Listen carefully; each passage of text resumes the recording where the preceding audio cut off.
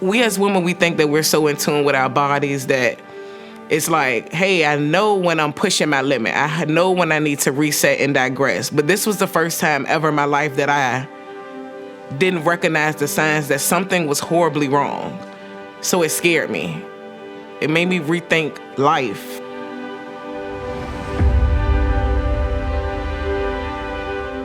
My name is Jasmine, born and raised in Richmond. Went to college here, went to JMU. Met my husband here, he's my high school sweetheart. The new baby. His birth was easy. It was super smooth. Like, he literally came out so fast.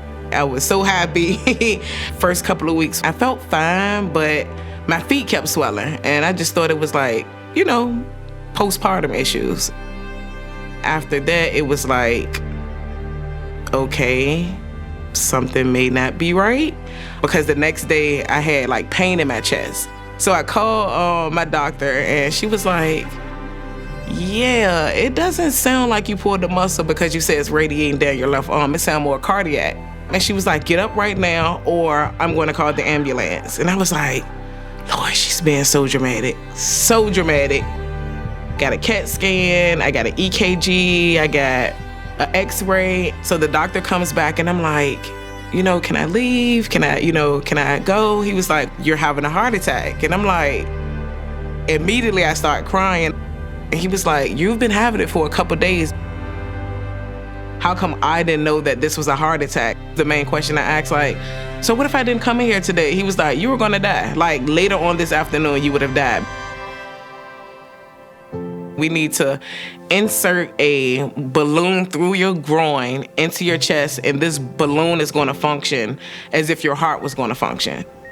The procedure was simple. About midnight, Thursday night, the pain that I had came back, but it was like times 10. And I knew something was wrong. So I reached out to the nurses. I was like, hey, the pain came back and my arm is radiating again, so something isn't right. But they said, I need you to not panic.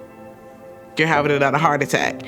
And I immediately started crying again. I'm like, I thought you said the balloon was going to fix me and we were okay.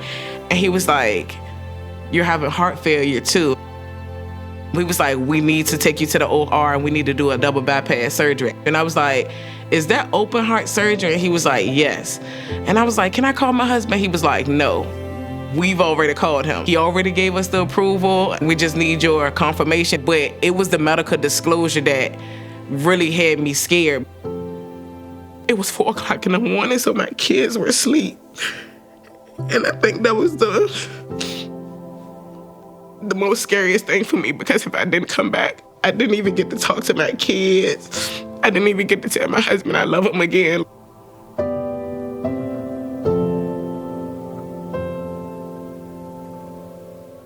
I'm used to being strong, if that makes sense.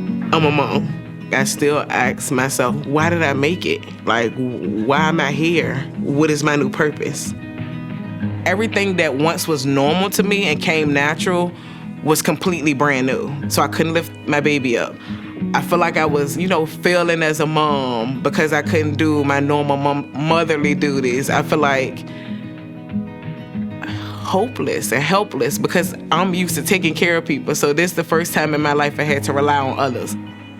I was one of the youngest people in rehab. Being at cardiac rehab made me feel like I was home, because it was like no matter what I said there, they understood. They always say I was their little cheerleader at therapy because I go in there and I'm so excited, like, hey, how everyone is doing today? We gonna make it through this hour. So maybe my purpose is to go through that and help others get through that. Be a light in someone else's light even when I can't shine as bright within myself. Even though I was motivating, my teammates around me, they motivated me to keep going and give myself grace and to also be proud of myself.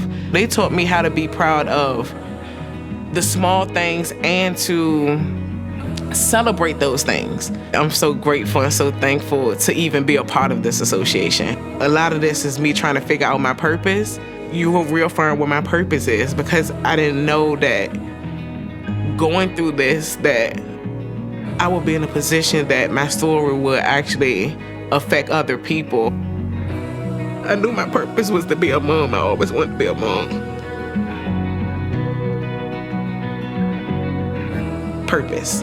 That's my word of the next 48 years is purpose. Today, the woman looking back at me is humble. She's grateful. She's terrified. She's a fighter. She's overly loved.